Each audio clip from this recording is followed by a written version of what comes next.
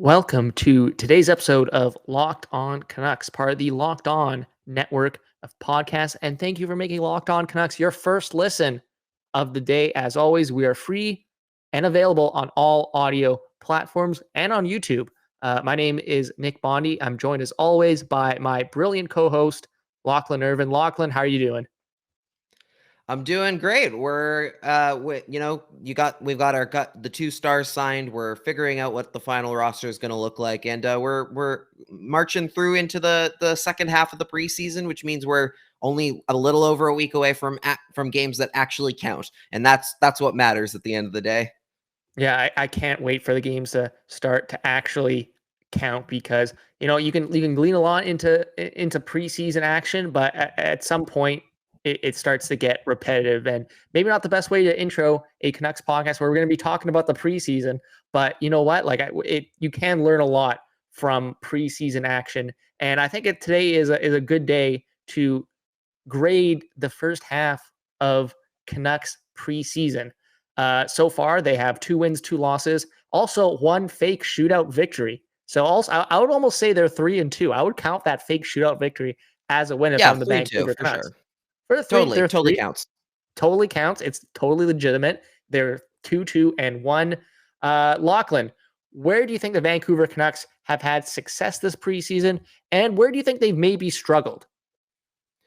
I think in the success category, I think we've seen a little bit more out of the idea of forwards being able to step up like from throughout your lineup. I think we've seen that the Canucks forward depth is definitely looking a little bit sharper, a little bit better, and that goes from an organizational standpoint too. Not just like even the preseason games that have focused more with AHL guys, you're seeing a lot of them step in and make big plays and get in on the action. I think the newcomers for the Canucks was specifically the ones from Arizona, Connor Garland and Oliver Ekman-Larsson, have both been very, very good to start in the early preseason games. And I think that your goaltending is still looking as solid as ever, and that's another organizational depth thing where it's Demko's looked good in the one game he's got. Halak, I think, in his debut looked pretty decent. And Mikey DiPietro looks like he hasn't skipped a beat, even though he only played 1 game all of last year. And of course, Artur Silovs and is looking pretty good in his own right. So I think in those places they've done well.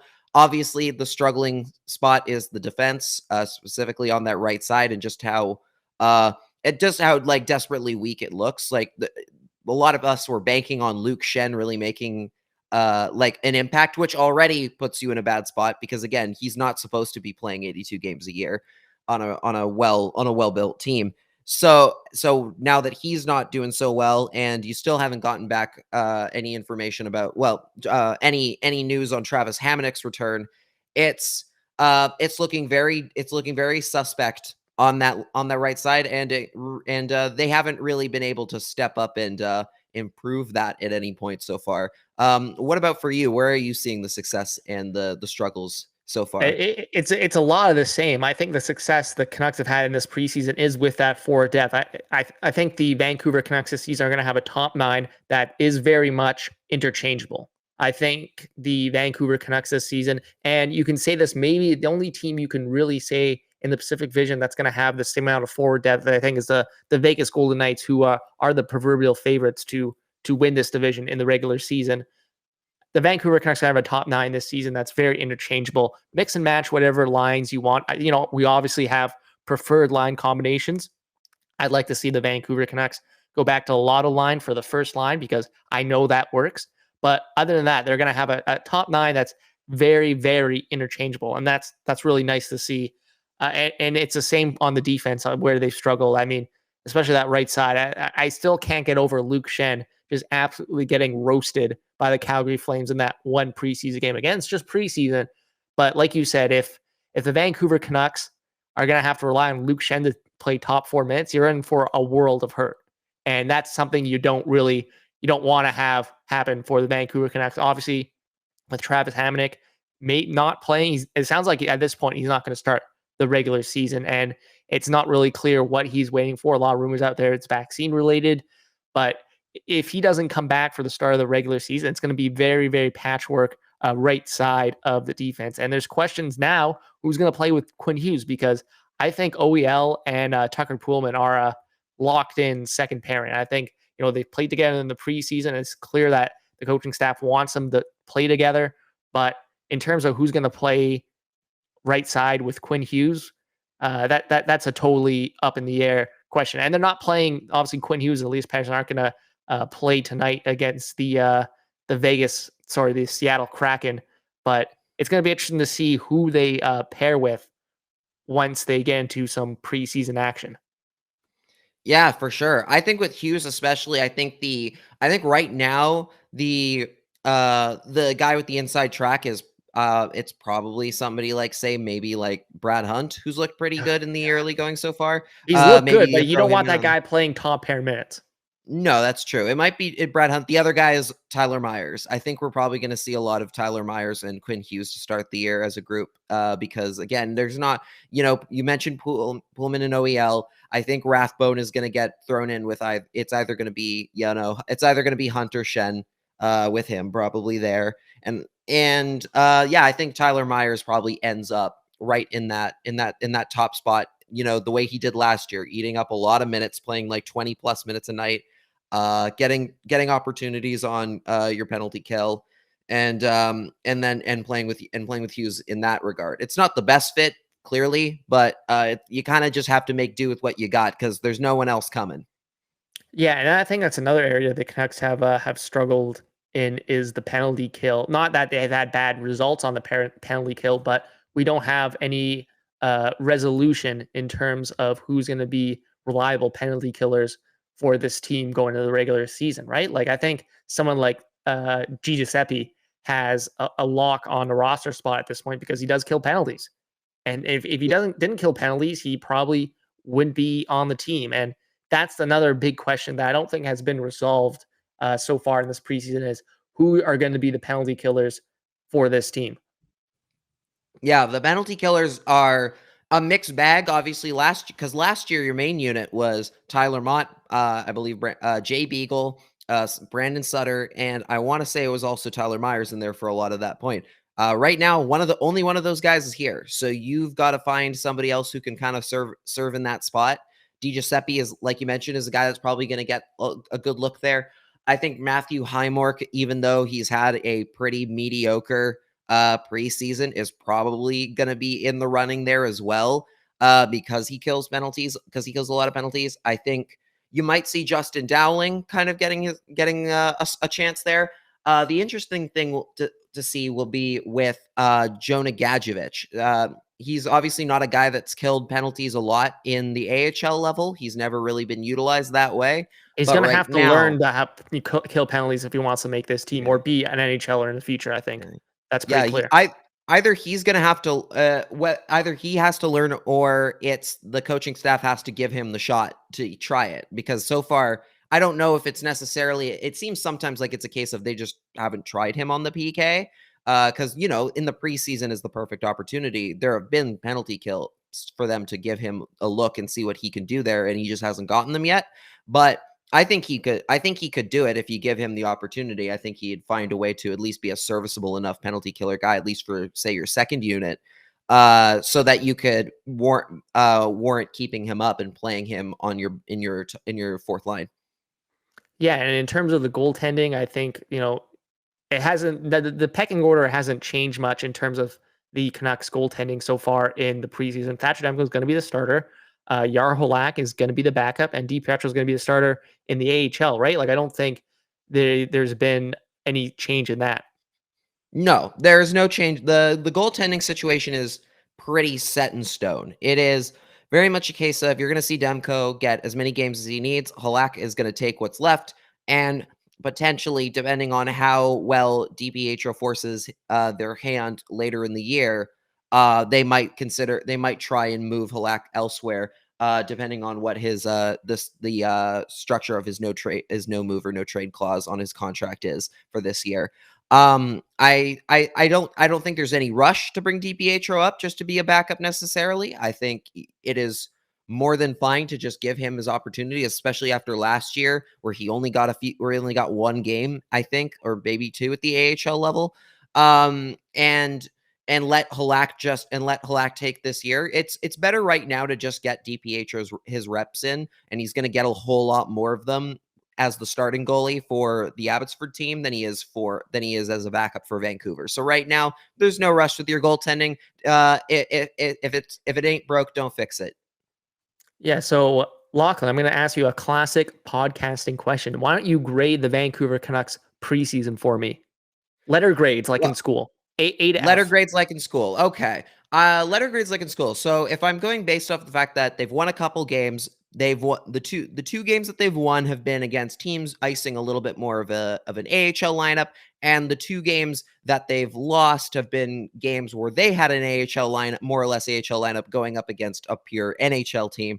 I think with that in mind, I'm willing to give them, say, a B. I think I can give them a B on that. I think obviously, I'm not going to give them full marks for, winning games against like having their best players being able to beat AHL teams. That's the expectation. Yeah, that's a bare But minimum.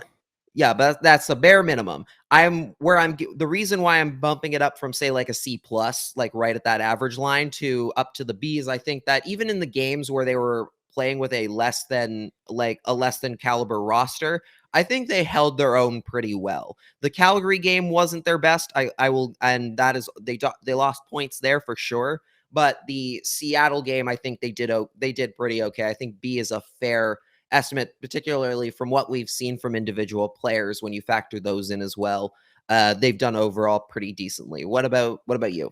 Yeah, I'd give them a B as well. I think, a lot of it's been an average preseason in the sense that the strength of this team that we knew going in, the forward group has done well. The defense, which we knew would be an Achilles heel, especially on that right side, hasn't performed up to standards. And just from that, it's been a preseason where we haven't had answers to any. Well, those answers have been what we've expected. So I would have to give them a B as well. They've done fine, and I guess we can ask this question right before the start of the regular season or right after the end of the preseason, because that could change with these next couple of games. And we're gonna get into the Canucks Seattle Kraken preseason game, a little bit of a preview to end the show. We're gonna talk about our most impressive and disappointing Vancouver Canucks so far this preseason next. But before we do that, I want to talk to you about Directv. Does this sound familiar? You've got one device that lets you catch the game live, and it lets you stream your favorite shows. You're watching your sports highlights on your phone. You've got your neighbors, best friends login for the good stuff. Well, I want to tell you about a simple way to get all that entertainment you love without the hassle, and a great way to finally get your TV together. It's called Directv Stream, and it brings your live TV and on-demand favorites together like never before, so you can watch your favorite sports, movies, and shows all in one place. That means no more juggling remotes and no need to buy another device ever again. And the best part, there is no annual contract. So get rid of the clutter and the confusion and get your TV together with Directv Stream. You can learn more at directv.com. That's directv.com. Compatible device required. Content varies by package. Hey, Canucks fans. This is Lachlan Irvin with an incredible app everyone who buys gas needs to know about. Get Upside. My listeners are making up to 25 cents for every gallon of gas every time they fill up, just by downloading the free Get Upside app in the App Store or Google Play right now and using the promo code HOCKEY to get a bonus 25 cents per gallon on your first fill up. That's up to 50 cents cash back. Don't pay full price at the pump anymore. Get cash back using Get Upside by downloading the app and using the promo code HOCKEY to get up to 50 cents per gallon cash back on your first tank. Some people who drive a lot are making as much as $200 to $300 a month in cash back, and there is no catch. The cash gets added right back into your bank account. You can cash out at any time to your bank account, PayPal, or an e-gift card for Amazon and other brands, just by going and downloading the free Get Upside app and using the promo code HOCKEY to get up to 50 cents per gallon cash back on your first tank. That's code HOCKEY. All right, we are back. Thank you for making Locked On Canucks your first listen of the day. Okay, so what have been your most impressive and disappointing Vancouver Canucks this preseason? Lachlan, I'll go first. My most impressive Canuck for me has been Connor Garland. We mentioned it on a previous episode of Locked On Canucks, which you can listen to, that I think Connor Garland is going to be quickly, and I think he already has become a fan favorite here in Vancouver. Smaller guy, diminutive guy, plays above his height and weight. He's got the skill, got the tenacity, got the grit. He's shown, a good shot, a nose for the net. I think he's going to be a great addition to the Vancouver Canucks. I think he's penciled himself in for a top 6 role. His other line mates to be determined, but I think he'll be either the first line, maybe even, or second line right wing for the Canucks, at least to start the season based on the preseason so far. My most disappointing, honestly, it has to be Vasily Podkolzin. I mean, he's shown the two-way caliber, but he hasn't really shown the offensive side. He's had a couple of good defensive showings, but he has not been the two-way dynamo that I was expecting, I think, to start the preseason. And you know what? Fair enough. Coming over, I'm sure it's tough coming over, learning a new language, totally different culture than what he's used to, definitely in Russia. So Vasily Podkolzin has probably been the most disappointing for me, not because he's had a necessarily terrible preseason and he shouldn't be on the Vancouver Canucks to start the season. I saw someone on Twitter saying they should send him down to the AHL to start the season. Hell no, that's not happening.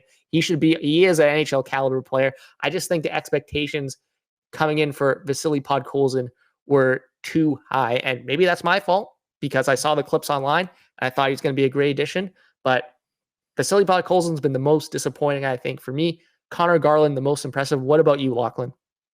So for me, I'm going to go a little bit more lower on the board. I think I also would have picked Connor Garland had I not known you were You can still say it. already You can taking still him. say it. I will say Garland has been very impressive, but I want just for interest's sake, I will say that I chose Will Lockwood. That's another good shout. I think he has played quite well in the games that he's gotten. I think he has been making the most of his opportunities. He's been putting a good effort in the offensive end. He's been throwing big hits. He's been making plays. He's been getting opportunities, I believe, on the power play. He's been looking like a guy who warrants a longer look, specifically against NHL competition. I'm also going to throw Jack Rathbone in there. He struggled a little bit in the last game, specifically just with like puck control stuff and just having a little bit of a tougher night. But overall, he's looked really, really good. He's a bona fide NHL defenseman, in my opinion. And I think, and he's going to play tonight against the Kraken again, his 5th. He's going to have played in all 5 preseason games so far. So it bodes well for him that he's probably going to end up making this team. My least impressive went to Zach Mcewen. Not necessarily because I expected a whole lot out of him, but he's a guy that needed to have, I think, the most impressive camp because of the amount of guys who are more or less fighting to take his spot on this team. And you wanted to see him come up and put in the effort to get to not let that spot get taken. And right now it looks like he is very much on the outside in. There are a lot of players who you would argue are much likelier to stay on this group right now. One of the big ones I think is really going to get in the way for Mcewen is Gadgevich, who we talked about before. Because Gadgevich is a former 2nd-round pick. And they've already lost Cole Lynn from that same draft to Seattle earlier in the expansion draft. And if you send Gadgevich down, he has to go through waivers. So do you really want to risk that? And do you really want to risk losing another 2nd-round pick for nothing? Whereas you could send down Zach Mcewen, and the odds on him clearing are probably much higher. I would say right now Mcewen is probably on the outside in after a couple years of being part of the NHL group. I did want to ask you a little bit about the Podkolzin pick, specifically because you mentioned it a little bit, that you said that you felt maybe like the expectations were running a little high, or maybe running a little high. You feel like, I called him the Russian Mark Stone on this podcast, so the expectation was pretty high. That's true. I will say that I think with Podkolzin, and I'm sure you agree with me on this, that it's like, I'm not super worried. Like, obviously I see why people were expecting a little bit more out of him right out of the gate. And, but I wouldn't be too worried because, I think he's figuring it out. The preseason is frankly built perfectly for him, where he's going to get opportunities to play against NHL guys for the first time.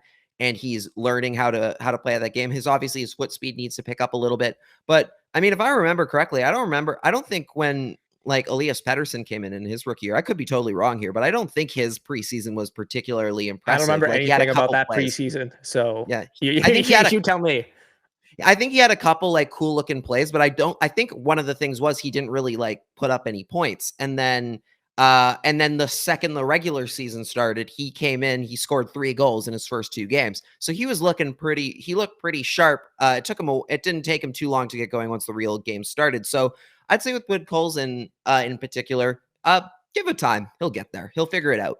See, I guess for my most disappointing Canuck in the preseason, I could have picked someone like a Zach Mcewen. I could have picked someone like a Luke Shen or someone along those You lines. went for the hype. You went for the hype guys more than I the wasn't expecting much from Zach McEwen in the first place, just based on what happened last season, right? Like it was pretty clear to me that Travis Green and the coaching staff lost trust in Zach McEwen at one point in that regular season. Luke Shen, again, I was expecting him to be a depth guy, so I can't be out here saying, "Oh, Luke Shen, most disappointed Canuck, he sucks." Yeah. But Yeah.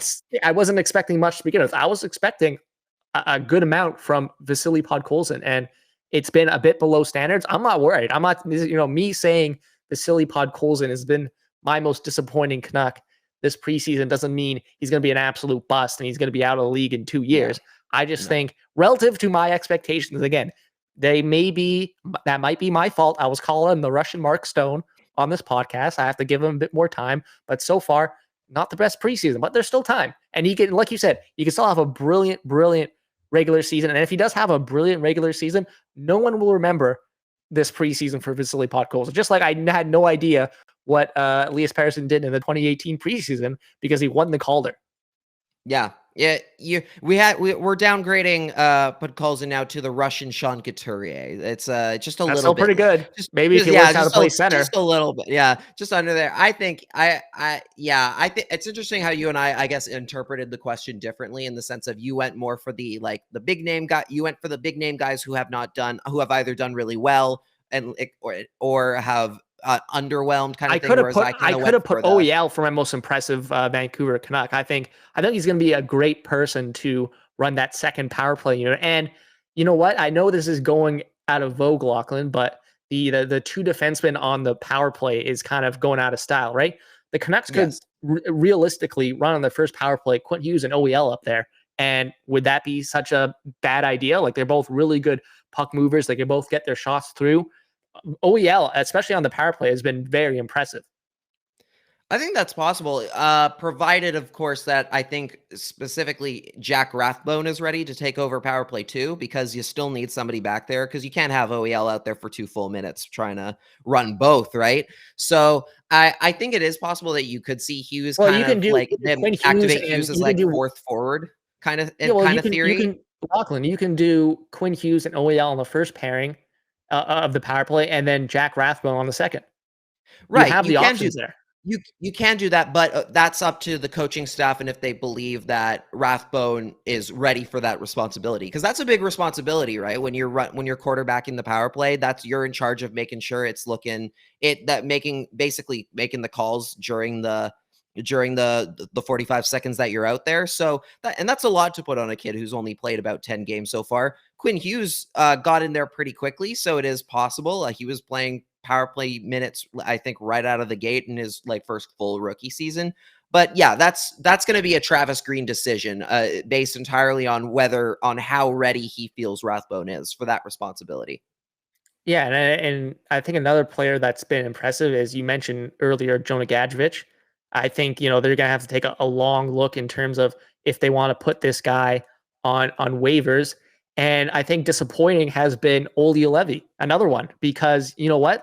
That's a player who I look, we've mentioned it before on previous episodes of this podcast since I've started on Locked On Canucks. I'm not a big Olli Juolevi guy. I thought this guy was done and dusted, washed, whatever you want to say. But I was expecting, a bit more fight, a bit more, because this is his last chance to, cement himself as an NHL regular. And I don't think he obviously did any favors with the bag skate. Travis Green even said as much, and he hasn't looked that good so far in the preseason. It's the same issue that I don't think has been corrected that we've seen last season, especially, is he gets beat on the rush way too much every time. You could just beat Olli Juolevi. He's a smart player, but he doesn't have the ability to stop players on the rush. And that is pretty important in today's NHL if you're a defenseman. So I would say Olli Juolevi as well.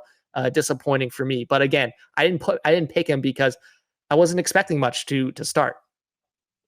I went, yeah, I could, and I see where you went for that again, because I went for I went for the guys who I either needed a good camp, or definitely, or I wasn't expecting to have a good camp kind of thing, and then have come out and shown. So we went in different directions in that, and yeah, I would put Oli Levy probably also in a guy who was least impressive in my department, just because of the fact that he needed it. He needed to have a good camp. He looked, I think, better in the Calgary game. I think he made a couple smart plays, one of which ended up as a Jonah Gadgevich goal.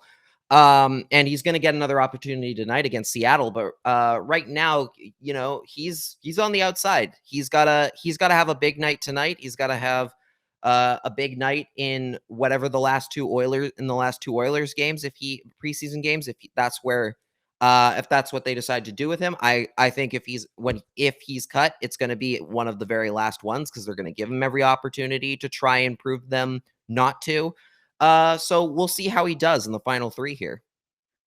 Yeah, and we're about to get into a little bit of a preview of the Canucks Kraken game, first game for the Kraken in Vancouver tonight.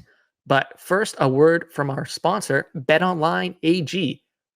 As always, BetOnline is your number one spot for all the pro and college football action this season. With a new updated site interface, even more odds, props, and contests, BetOnline continues to be the number one source for everything football. Head to the website or use your mobile device to sign up today to receive your 50% welcome bonus on your first deposit. Don't forget to use our promo code LOCKED ON to receive your bonus. BetOnline is the fastest and easiest way to bet on all your favorite sports. BetOnline, where the game starts. This episode is brought to you by Rock Auto. With the ever-increasing numbers of makes and models, it's now impossible for your local chain auto parts store to stock all the parts you need. Why endure often pointless or seemingly intimidating questioning and wait while the person behind the counter orders the parts on their computer, choosing the only brand their warehouse happens to carry? You have computers with access to rockauto.com at home and in your pocket. Why choose to spend 30%, 50%, or even 100% more for the same parts from a chain store or car dealership? For example, a Honda Odyssey fuel pump usually costs around $353 from a chain store, but on Rock Auto, it's only $216. Rock Auto is a family business serving do-it-yourselfers for over 20 years. You can save time and money when using Rock Auto, and you can go and explore their easy-to-use website today to find the solution for your auto part needs by going to rockauto.com right now and seeing all the parts available for your car or truck. Right locked on in their How Did You Hear About Us box, so they know we sent you. Amazing selection, reliably low prices, all the parts your car will ever need. rockauto.com. All right, so the Vancouver Canucks are playing the Seattle Kraken tonight at 7 p.m. here in Vancouver. And I want to apologize. Tonight is not the actual first game for the Seattle Kraken in Vancouver. That counts for the first regular season game. I'm not a believer in this. Is the preseason counts as the first game for something. No, so it does yeah, not. I just want to apologize to all the listeners out there for that egregious error. The Seattle Kraken tonight they're icing pretty much a nearly full NHL lineup again for this game against the Vancouver Canucks. It seems like the Kraken early doors are really taking this rivalry seriously. Second straight game where they're icing a full strength lineup for the most part. Canucks much closer to the final roster, but I don't think still a full strength lineup like the Kraken. Like they're playing players like Carson Focht, Sheldon Dries, Kyle Burrows, Zach McEwen. I might have to, right after we're done recording this, Lachlan, put some money down on the Seattle Kraken money line on BetOnline AG. Like this is not a very good Vancouver Canucks lineup, at least compared to what the Seattle Kraken are facing. I'm on the Canucks PR website right now. It looks like Justin Dowling's going to be playing, and players like that, and including the ones we just mentioned. So I'm very tempted to go on BetOnline AG right after and dump a bunch of money on the Seattle Kraken to win tonight. I mean, yeah, the Canucks are going to be in a spot where they're going to have a couple guys who are trying out for kind of top 6 spots, or trying out in a different area. You're still going to get Bo Horvat, Tanner Pearson, and Nils Höglander back in the mix. Vasily Podkolzin's playing tonight, so he's going to probably end up getting like second line opportunities here, albeit with, say, either a Jason Dickinson or say maybe Justin Dowling or Carson Focht in there kind of thrown in. I think more likely Dickinson is probably the guy there.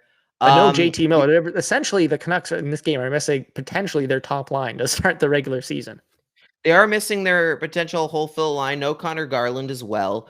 Mostly, this is very much a tryout game. This is very much the case of, look, you're playing in front of a home crowd. You're playing against the Kraken, who are, again, icing a full NHL lineup, mostly because they don't have a lot of farm guys as it is, and they're a team that is literally just getting to know each other. They have no prior connections, more or less, with one another, so they're trying to build team chemistry from the ground up. Whereas a lot of these Canucks and AHL guys have played together for a few years at least. So you're looking at a case here where the Canucks are basically encouraging their fringe players to show up and prove that they can play against proper NHL competition. And that's a smart way to look at it. That's a smart way to approach this type of game. You're going to get last change as the home team. So Travis Green is going to get the prime matchups he wants, and players are going to be playing against the lineups that the coaching staff feels that they are best suited to match up well against. And that means it's up to those players who are on the outskirts of the lineup to try and force themselves into the conversation a little bit farther. It's going to be a big game for guys like Olli Juolevi, like Jack Rathbone playing in his 5th game, like Luke Schenn. The list goes on. There's a lot of guys in this group who need tonight to go well for them, and they need to, if anything, they just need to show that they can punch above their weight class at this point and be able to prove that they can play above what the sum of their parts.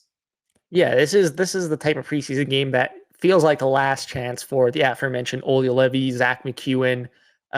It could be the first and last chance for a guy like Carson Folk, right? Like, that's the type of lineup they're icing the Vancouver Canucks, is a show me what you can do lineup, and we can maybe keep you around in camp for a few more days, right?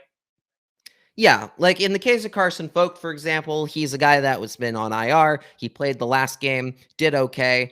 I think it's pretty clear that, especially at center, the Canucks are doing okay. See, I don't even know he played last game. That's how unnoticeable he was. Well, there you go. He did play last game. He's obviously going to Abbotsford. I don't think there's any question there, but you do want to see if maybe he surprises you. You want to see if maybe he comes up with a huge game, maybe can win his way into the lineup over Justin Dowling or someone else like in that, who's currently in the front runner. I think you're going to see this is probably a last chance, I think, for a guy like Sheldon Dries, who's going to be who's probably going to Abbotsford pretty soon here too. It's weird because the defense is both not set and also very set, in the sense of, like, there's very much a set, like 8 or 9 guys who are in the running for that spot, and it's not really Sheldon Dries or Kyle Burrows. So you just want to see if maybe it's all about the can you do more than we expect? Can you show up and have the biggest game of your life right at this kind of moment in time where that defense is in flux, and prove that we should give you a spot over, say, a more established guy like Luke Schenn?